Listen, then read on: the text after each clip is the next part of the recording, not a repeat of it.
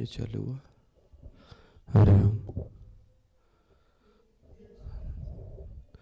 हरे ओम हरे ओम हरे ओम।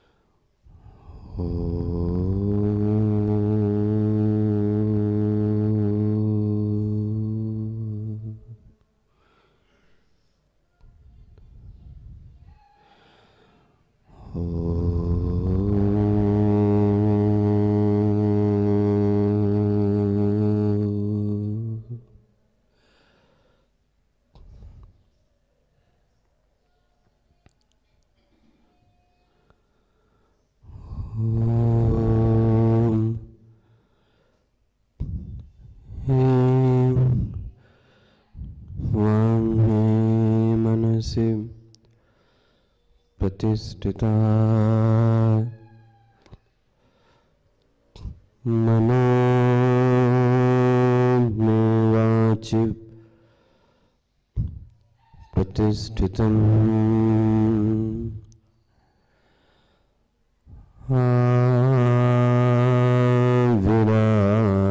विरावीर्मोदी वेदस्य नाडस्थः श्रुतं मे मा प्रहासीः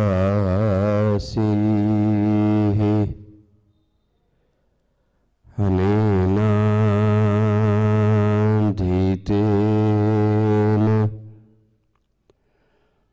अहोरात्रान् संदधामि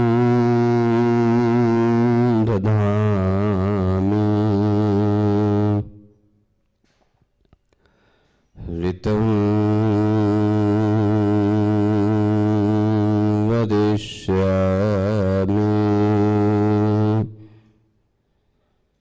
सत्यं वदिष्यामि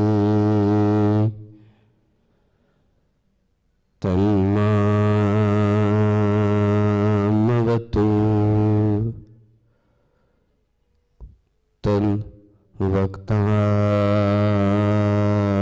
तन्वक्तारमवतु अवतु माम्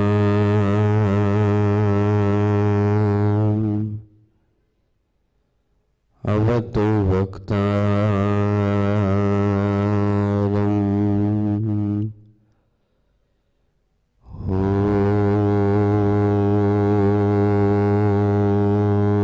ओम शांति शांति शांति।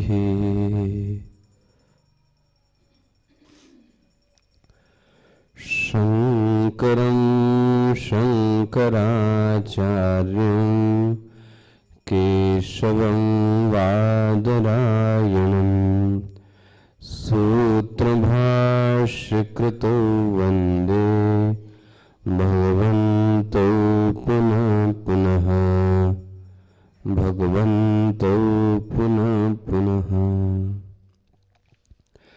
नमः श्री शंकरानंद गुरुपादाम्बुजन्मने सविलास महामोह ग्राहग्रासैककर्मणे तत्पादाम्बुजरूहद्वन्द्व सेवा निर्मलचेतसां सुखबोधाय तत्त्वस्य विवेकोऽयं विधीयते विवेकोऽयं विधीयते।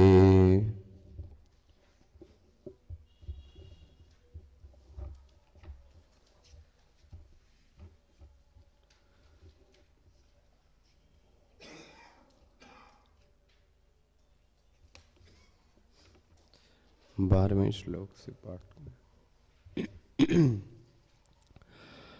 मनोदशेन्द्रियाध्यक्षम्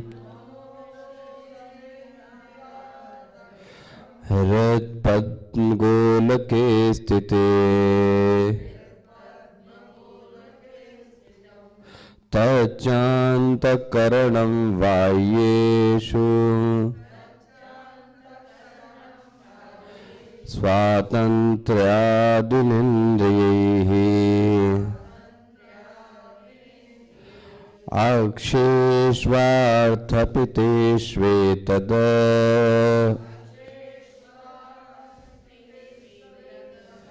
गूढदोषविचारकम्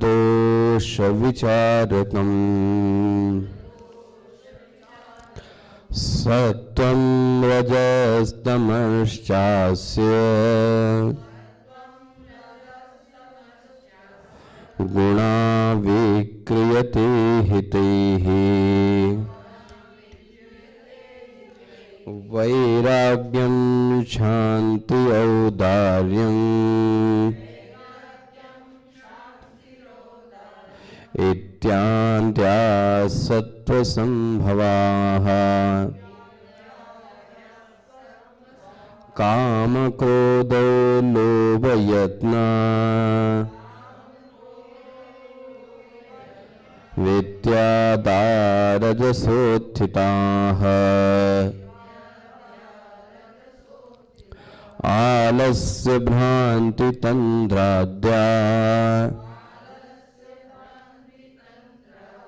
विकारास्तमसोत्थिताः सात्विकै पुण्यनिष्पत्तिः पापोत्पत्तिश्राजसैः।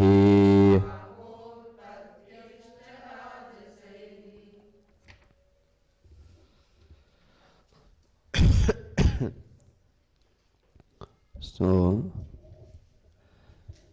25 चीजों की गणना आपने देखी।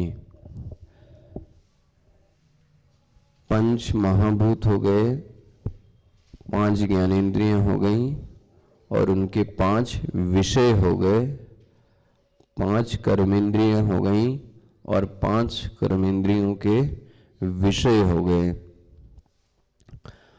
बोले यह जो ज्ञानेंद्रियां हैं, कर्मेंद्रियां हैं, इनका कोई आकार नहीं है, ये कैसी हैं? निराकार हैं, लेकिन इनका अपना अपना एक गोलक है जहां यह गोलक में पाई जाती हैं। आपने देखा उक्ति, गमन, विसर्ग, आनंद, ये सब क्या हैं? क्रियाएं हैं। और इन क्रियाओं का जो आश्रय स्थल है वह कर्मेंद्रिय है। उसके बाद इन सभी का बोले यह इंद्रियों का जो शासक तत्व है वो कौन है? तो इसलिए मन को क्या बोला? मैंने आपको कल बोला था कार्यकर्ता तो बहुत सारे होते हैं, लेकिन किस कार्यकर्ता को क्या काम देना, किसको किस ओर मोड़ना, ये काम किसका है? अध्यक्ष का होता है। अध्यक्ष काम करवाता है किससे? कार्यकर्ताओं से। कार्यकर्ताओं का अपना कोई स्वविवेक नहीं होता। विवेक किसका कार्य करता है? अध्यक्ष का। लेकिन कार्य कौन करता है? कार्यकर्ता। इसलिए यहां पे क्या दिया? मनः दशेन्द्रियाध्यक्षम। इन 10 इंद्रियों का, 10 इंद्रियों का कौन से? पंच कर्मेंद्रियां और पंच ज्ञानेंद्रियों का अध्यक्षम, ये अध्यक्ष है। कौन? मन है। बोले इसका भी फिर कोई ना कोई गोलक होगा। बोले ये जो हृदय है, जिसको कि आप साइंस की भाषा में हम मस्तिष्क बोलते हैं, वो इसका क्या है? गोलक है। गोलके स्थितम, क्लियर हो गया ना? मन का गोलक क्या हो गया? हृदय। इसको हम अपनी भाषा में क्या बोलेंगे? हृदय। हृद पद्म गोलके स्थितम। बोले अब इसका एक नाम पड़ गया। क्या नाम पड़ गया? तच्च अंतःकरणम। देखो जी, बाह्येषु, देखो जी, स्वातंत्र्यात्, मिला आपको? आया? ये अब इसका ध्यान रखना, ये बाह्य पदार्थों से सीधा संपर्क स्थापित नहीं कर सकता। कौन? मन। पकड़ में ना? पहली एक विशेषता क्या दी? बोले करणम। समझना पहले, करणम। तो करण भी दो प्रकार के हैं, एक बहिर्करण और एक अंतःकरण। करण का क्या अर्थ होता है?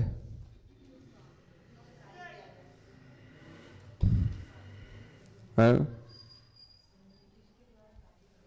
स्वामी जी ने इसकी एक अच्छी परिभाषा दी, जिसका अपना कोई प्रयोजन नहीं होता वह करण कहलाता है।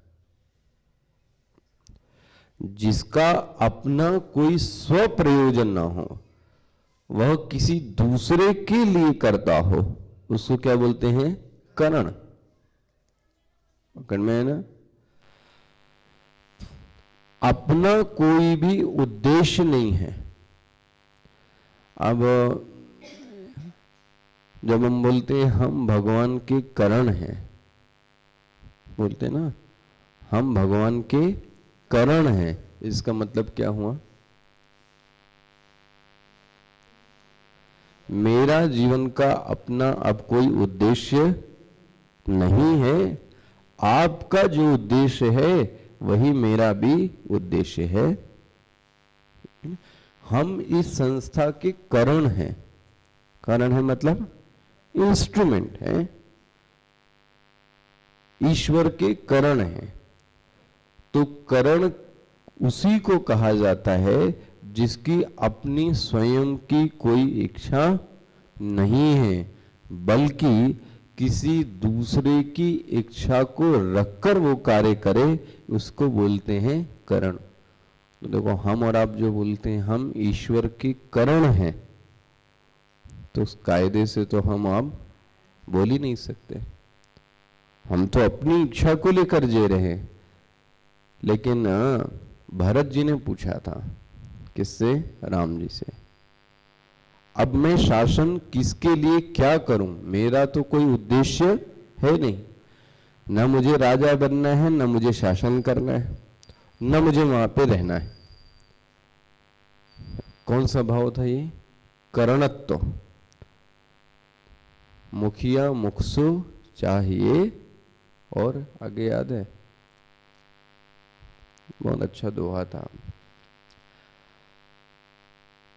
मैं किस तरीके से शासन करूं ये बताइए। बोले जैसे मुख शासन करता है, जाता कहां से है, लेकिन सभी को अपना अपना हिस्सा क्या करता है? ये खाना खाना जाता है, पानी पानी में जाता है, चबाना चबाने के हिस्से में जाएगा। हर चीज अलग अलग अलग अलग अलग। दांत को दांत का हिस्सा, जीभ को जीभ का हिस्सा। बोले शासक तो ऐसे ही होना चाहिए, जो सभी को क्या कर दे, उसका हिस्सा दे दे। वहां पे मैं इसलिए आपको बोल रहा हूं, करणत्व का भाव था भरत जी में। तो करण उसको कहते हैं जिसका अपना कोई प्रयोजन, अपना कोई उद्देश्य न होकर अपितु दूसरे के उद्देश्य और दूसरे के ही प्रयोजन के लिए अपने आप को समर्पित कर दे।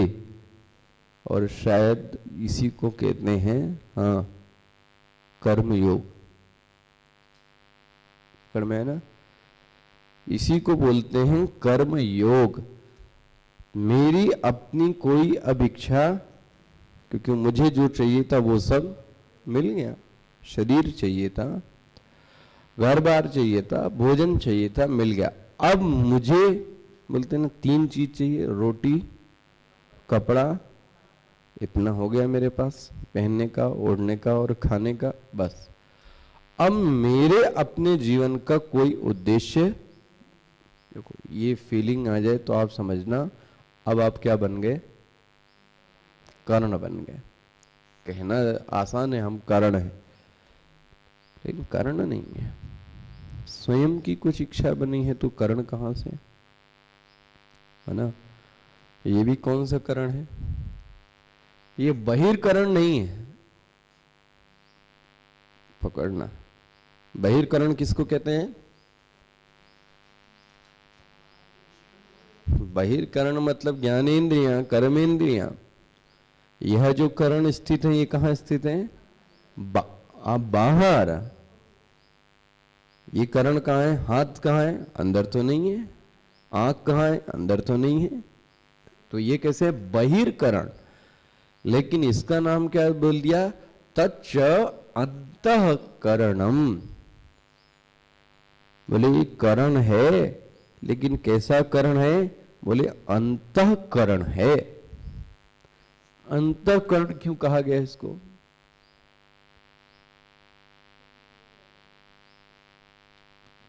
बोलो जी, अंतःकरण क्यों कहा गया? और क्योंकि यह सूक्ष्म है। क्योंकि आप बोलते हो वह चीज सूक्ष्म होती है जो अंतरंग होती है। अंतरंग होने के कारण ये क्या है? सूक्ष्म है। पकड़ना, ज्ञानेंद्रियों के तुलना में अंतःकरण ज्यादा अंतरंग है। अंतरंग होने के कारण सूक्ष्म है, और सूक्ष्म होने के कारण ही इसको बोलते हैं अंतःकरण। बन गया। इसका नाम क्यों करा? क्योंकि यह सूक्ष्म है और यह सबसे नहीं है प्राण। आप देखो वहां तक जाते हैं अन्न में, प्राण में, मनो में और विज्ञान। मनो और विज्ञान एक मान लो, उसके बाद कौन कोश बचता है? बस। तो आनंद में कोश के पहले ही क्या है? ये मनोमय। और इसलिए बोले यह कोश कैसा है? अंतरंग है। इसलिए इसका नाम क्या पड़ा? अंतःकरण बन गया। दूसरा, अंतःकरण नियामक है। अंतःकरण नियामक है और ज्ञानेंद्रियां और कर्मेंद्रियां नियम्य है। हो गए ना? क्या माना? अंतःकरण नियामक है। नियामक है मतलब यह शासन करने वाला है, शासित नहीं है। शासित कौन है? कर्मेंद्रियां और ज्ञानेंद्रियां। ये बोले यह शासित है। शासन करने वाला, शासन करने वाला अंतःकरण। इन ज्ञानेंद्रियों पर, इन कर्मेंद्रियों पर कंट्रोल किसका है? मन का है। इसलिए मैं बार बार कहता हूं, आपको कहीं भी चोट हो तो डॉक्टर शून्य किसको करता है? मन को। और अब आपको कोई सेंसेशन का भान नहीं। यदि मन प्रबल है तो इन बाह्य करणों का अभाव होने पर भी तो व्यक्ति के आत्मविश्वास में कमी नहीं आती। जिसका मन कैसा है, स्ट्रांग है। 10 जगह से टेढ़े थे कौन, 8 जगह से, लेकिन आपने मन देखा उनका। अष्टावक्र गीता पढ़ी हो आपने कभी, कितनी स्ट्रांग था उनका मन। कहां से, वाहे करणों के कारण नहीं था, कहां थे, मन के कारण। इसलिए कई बार बोलते हैं मन के जीते सब जीत है, मन के हारे बाहरी जीत तो फिर दिखावटी है। मन प्रसन्न तो बोले सब कुछ प्रसन्न, और मन नहीं प्रसन्न तो फिर कितना भी पैसा हो, आपके बुखार चढ़ा हो, आपकी तबीयत खराब हो और आपको अच्छा अच्छा खाना पीना, होटल, पैसा सब दे दिया जाए, आपका मन बोले मन नहीं प्रसन्न है। बन गया। अच्छा जी, तो एक इसकी विशेषता क्या हो गई, यह नियम में है और नियामक के भाव से रहता है, इसीलिए इसका नाम अध्यक्ष पड़ गया। अच्छा, तीसरा, यह बाह्य विषयों से सीधा संपर्क में नहीं रहता, ये इसकी गुलामी है, ऐसा समझो आप। ये इसकी गुलामी है कि यह बाह्य विषयों से सीधा संपर्क में नहीं आ सकता, कभी नहीं आ सकता। ये वही करेगा जो इंद्रियां मटेरियल लाके सौंपेंगे। देखो इसकी गुलामी कहां पे लिखा है इसको, बाह्येषु, मिला आपको। यह बाह्य विषयों से संपर्क करने में स्वतंत्र न होने के कारण, आ रहा ना, इसका नाम क्या पड़ गया, अंतःकरण। क्लियर हो रहा है ना। ये बहुत सटल ऑब्जर्वेशन है इनके, देखना। अब देखो, इंद्रियां ही वास्तव में बाह्य विषयों से संपर्क में आती हैं। यही बाह्य विषय लाकर देती किसको है, मन को। तब मन एनालाइज करता है कि ये अच्छी है कि बुरी। ध्यान रखना, इंद्रियों का कोई दोष नहीं है, इंद्रियों का कोई दोष नहीं है कि खराब देखा कि बुरा देखा। ये एनालाइज कौन करता है, मन। तो असली जो परीक्षक है वो कौन है, मन। लेकिन इसकी एक कमी है कि यह डायरेक्ट बाहर जाकर काम नहीं कर सकता। ये कहता है जो हमारे पास आएगा मैं उसी को देखकर काम। अब यदि आपको सुधारना है तो मैं पहले क्या कहूंगा, मन को मत सुधारो। इसलिए आपने देखा कल गीता में क्या बोला, दैवी गुणों में भगवान ने जो पहला गुण, अभयम सत्व संशुद्धि ज्ञान योग व्यवस्थिति दानम दमश्च, दानम यज्ञश्च दमश्च। देखो जी क्या बोल दिया, दम।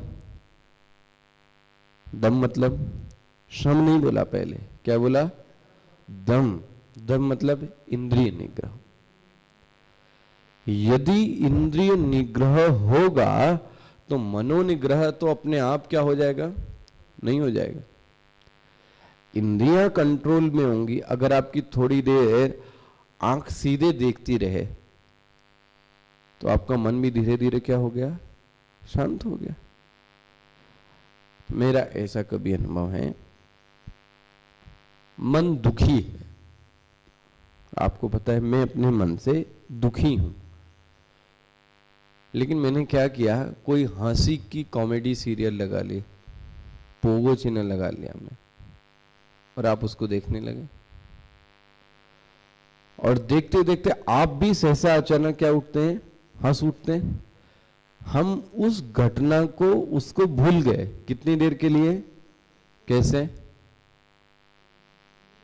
क्योंकि हमारी इंद्री कहां लग गई, अब दूसरी जगह। और जब दूसरी जगह लग गई तो उसने विषय क्या परोसा, दूसरा। तो मन थोड़ी देर में अपने आप में क्या हो गया, हल्का हो गया।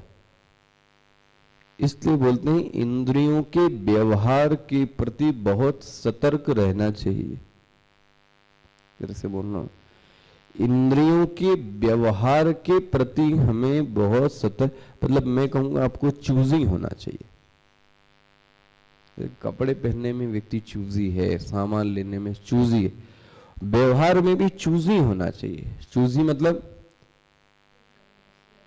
मतलब ठीक ठाक से देखें जरा कि यह हमारे अंतःकरण को कोई प्रभावित तो नहीं कर देगा, बस उसके बाद व्यवहार करो।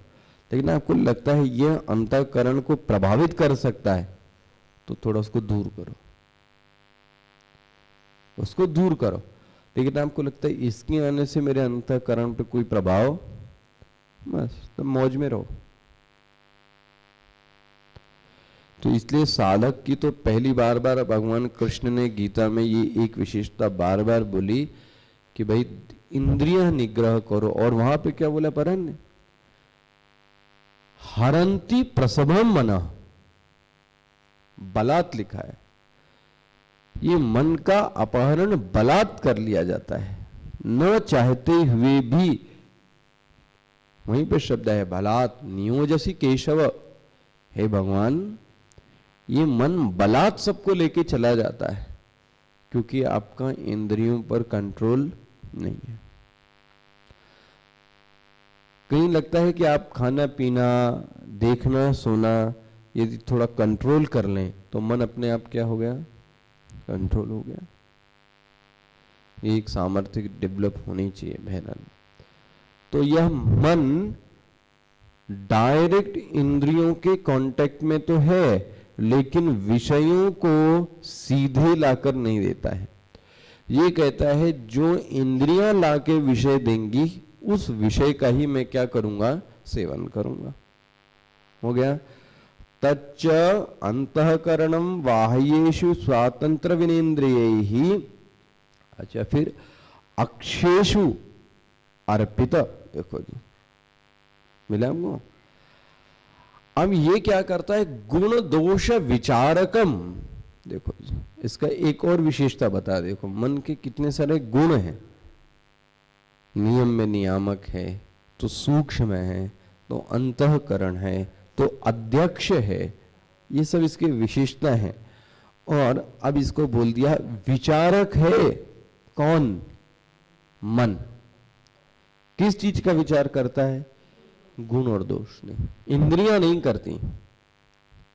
कई बार लगता है आप चरखा या खट्टा खा लो तो जीभ चाट लेती है, लेकिन मन क्या बताता है, खट्टा है कि मीठा, खराब है कि, ये बताने वाला कौन है, जीभ तो ले लेती है, बस लेके पहुंचा देगी।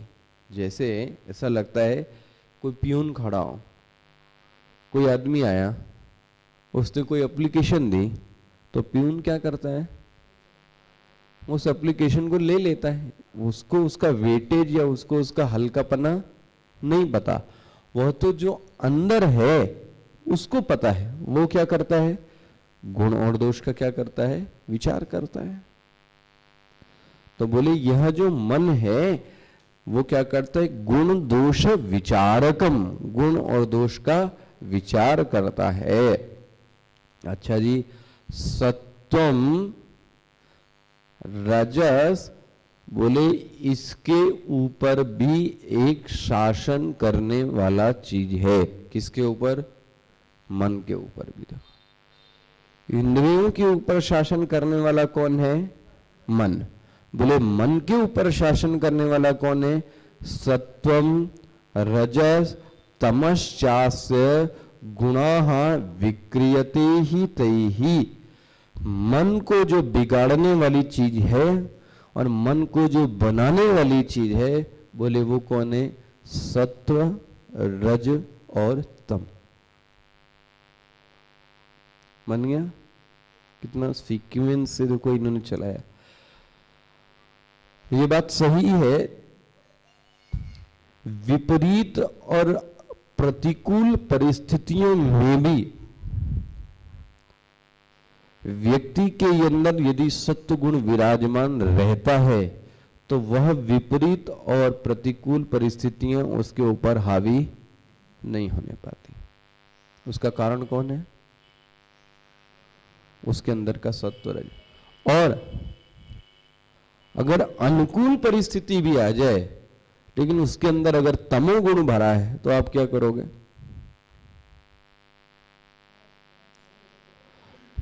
उदाहरण मुझे ऐसा लगता है, आप किसी एक अपने जानने वाले को ले आओ और आप बोलो नहीं बहुत सुंदर सत्संग है जरा सुनो, उसको लाके बैठाल तो दिया, लेकिन वह व्यक्ति कैसा है? वह व्यक्ति कैसा है? तमोगुणी, रजोगुणी।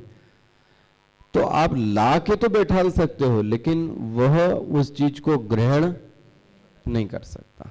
क्यों नहीं कर सकता? अनुकूल परिस्थिति दिए, माइक है, बैठे हो, कुर्सी पे बैठे हो, दरी पे बैठे हो, बाथरूम है, पानी पीना, सब कुछ तो दे दिया, अब क्यों नहीं समझ में आ रहा है? बोले अंदर मटेरियल कैसा है? गड़बड़ है। राजसिक होगा तब भी नहीं आएगा। तो बोले मन को ध्यान रखना, ये व्यक्ति के व्यावहारिक जीवन में सिद्धांत देखना, व्यक्ति के मन को प्रभावित करने वाली ये तीन चीजें हैं, सात्विक, राजसिक और। जब आपका मन गड़बड़ हो तो आपको ये देखना चाहिए कौन हमारे ऊपर हावी है, सत्व, रज और तम। कभी रात में क्या लगता है कि पढ़ा जाए, लिखा जाए, थोड़ा अच्छा सुना जाए, लेकिन हावी कौन सा गुण है? तमोगुण। तो आपको क्या आएगी? लेकिन एक इच्छा ये भी है वास्तव में कि मैं क्या करूं, कुछ सुनूं, कुछ पढ़ूं, कुछ लिखूं। इसका मतलब हमको प्रभावित करने वाला, मन को प्रभावित करने वाला तत्व कौन है? त्रिगुण। क्लियर हुआ? अब जरा इसके आगे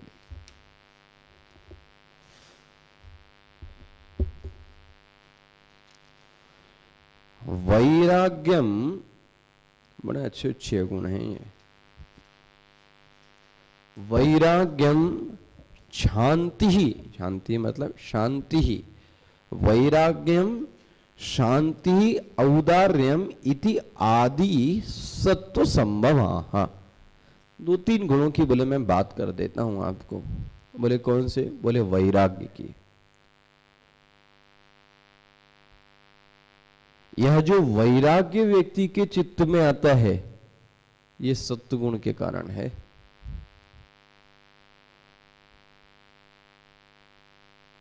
वैराग्य की परिभाषा क्या देंगे?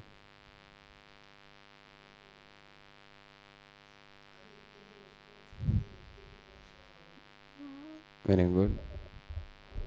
आपने शायद सुना, मेरे ख्याल आज सभी ने सुना होगा। आपने, स्वामी जी ने इस पर एक लेक्चर दिया था विभीषण गीता में। सौरज धीरज रचते चाका सत्यशील दृढ़ ध्वजा पता। वहां पे एक आया था शस्त्र वैराग्य के लिए, ढाल है। बोले वैराग्य क्या है? ढाल है। वहां परिभाषा क्या दी? शोभन बुद्धि का अभाव होना वैराग्य है। जगत के प्रति शोभन बुद्धि का होना ये तो राग है, और जगत के प्रति शोभन बुद्धि का अभाव होना ये वैराग्य। अच्छी परिभाषा है, देखो आप।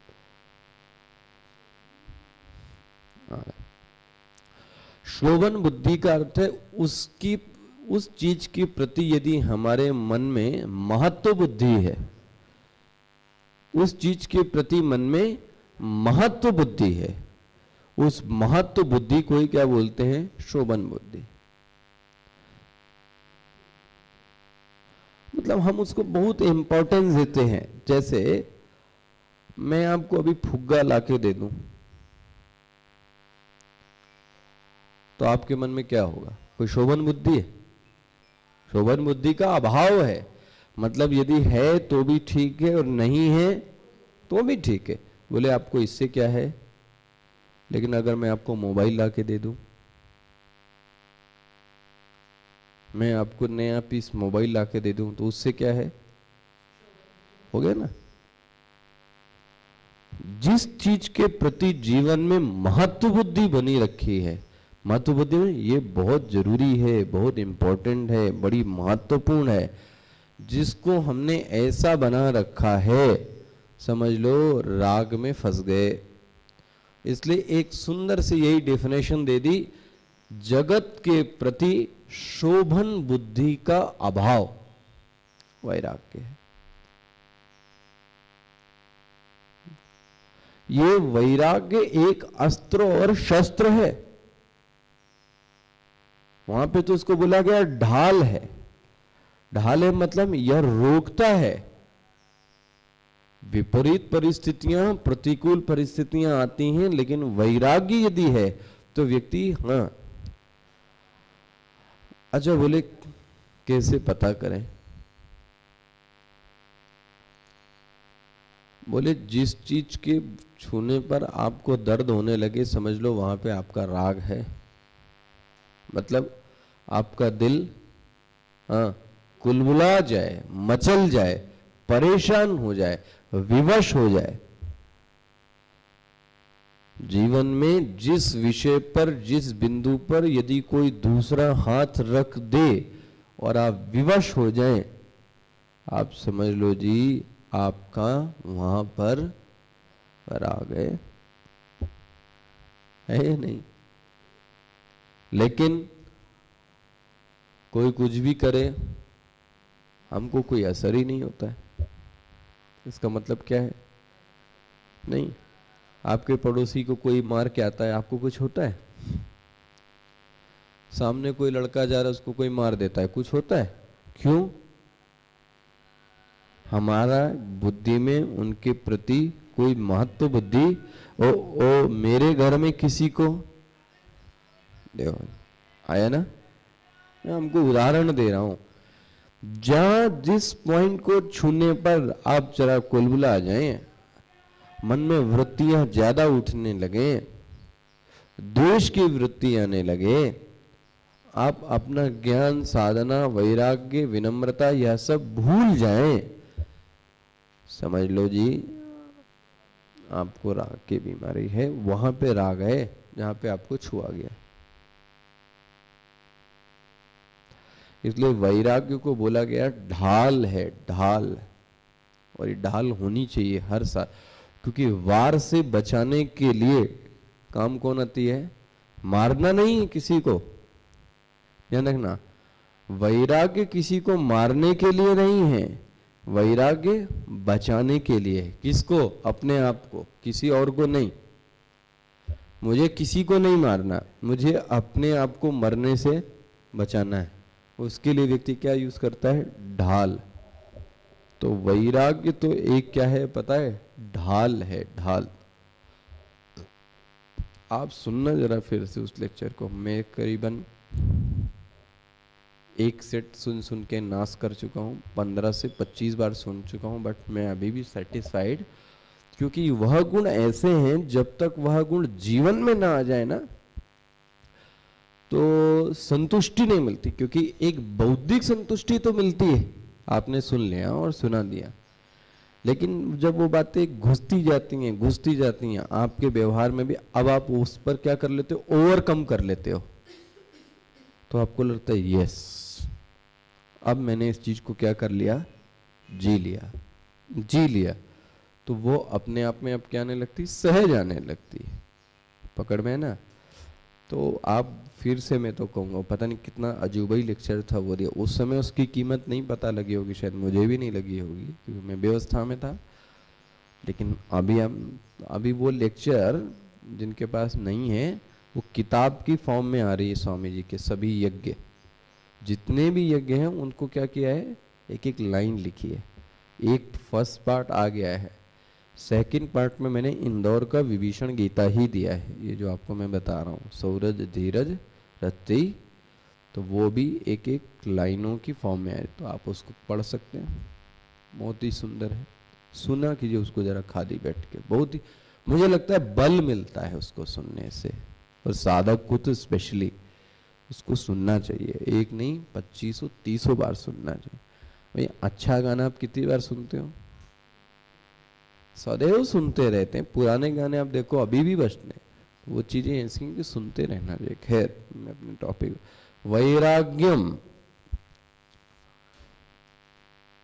वैराग्य एक उपलब्धि का नाम है जो सबके पास नहीं होती।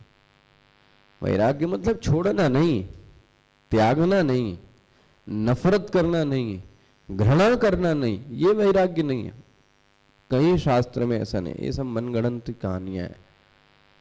मुझे लगता है जिसका चित्त वैराग्यवान है वो और प्रेम करता है, उल्टा देखना हूं मैं। जिसका चित्त वैराग्यवान है वह लोगों से और भी प्रेम करता है, और उसकी वाणी की जो विनम्रता है वो दिन पर दिन और बढ़ती जाती है। जिसके चित्त में वैराग्य है उसमें ज्ञान की अथाह गहराइयों में वह स्वयं प्रवेश करने में सक्षम होता जाता है। ये वैराग्य के फल है। वैराग्य से व्यक्ति के व्यक्तित्व में एक दुर्धर्षता आती है, एक तेज आता है। वो किसके कारण? वैराग्य के कारण है। तो ये एक ऐसी चीज है जो उपलब्धि है। ये उपलब्धि मतलब सिर्फ इसको कहते हैं कि आपके सामने उपस्थित होने पर भी आपने अपने ऊपर क्या कर लिया? कंट्रोल पा लिया, बस खत्म। इस नियंत्रण की शक्ति को ही वैराग्य कहते हैं। मैं नहीं कहता हूं चूंगा पहनना और तिलक लगाना, भस्म और माला पहनना, ये वैराग्य का कोई प्रतीक नहीं है। वैराग्य का प्रतीक है कि भोग की उपस्थिति सामने होने पर भी चित्त में वृत्ति का उदय भी न होना। वाह क्या बात है! ये तभी हो सकता है जब उस विषय से शोभन बुद्धि का अभाव ना हो। अगर शोभन बुद्धि हो गई तो वृत्ति उठेगी फिर से। यदि उसमें, जैसे मेरे सामने धन की नोट की गड्डियां आ जाएं और फिर वृत्ति बन गई, क्यों? क्योंकि हमारी उसमें क्या है? शोभन बुद्धि है, बस। लेकिन वह सामने होने पर भी मैं अपने मूल्यों को, मैं अपने सिद्धांतों को छोड़ना नहीं चाहता हूं। इसका मतलब उस चीज में मेरी कोई शोभन बुद्धि नहीं है। इस चीज को बोलते हैं वैराग्य। नेचुरली मुझे ऐसा लगता है वैराग्य होगा तो शांति जीवन में। शायद हाँ, मैंने हेडिंग आज आया आपका पेपर में, मैंने आपने जो हवन किया था ना वो बड़ा अच्छा हेडिंग दिया है, आज आया सबसे। नई दुनिया में तो ठीक ही फोटो नहीं आई थी, आज तो भास्कर में विद फोटो आपका बड़ी मेन हेडिंग में क्या दिया है? त्याग के बिना शांति नहीं, सद्भावना यज्ञ, ऐसा करके। तो जब तक व्यक्ति त्याग नहीं करता, उसमें भी मैंने ये बोला है व्यष्टि हो चाहे समष्टि, देवताओं को भी क्या करना पड़ता है? त्याग। ईश्वर को भी क्या करना पड़ता है? त्याग। गुरु को भी क्या करना पड़ा? एक व्यवसायी को भी क्या करना पड़ा? त्याग के बिना व्यक्ति के जीवन में शांति और सफलता नहीं आ सकती। तो यदि शांति और सफलता का देश में भी अभाव है तो इसका मतलब आपको कुछ चीजें छोड़नी पड़ेंगी। जो दुर्वासनाएं हैं, जो गलत संस्कार हैं, उनका त्याग करना पड़ेगा, भस्मीभूत करना पड़ेगा, तब देश में भी शांति आ सकती है ना। ओम पूर्णमदः पूर्णमिदं पूर्णात् पूर्णमुदच्यते पूर्णस्य पूर्णमादाय पूर्णमेवावशिष्यते। ओम शांति शांति शांति। हरिः ओम। श्री गुरुभ्यो नमः। हरिः ओम।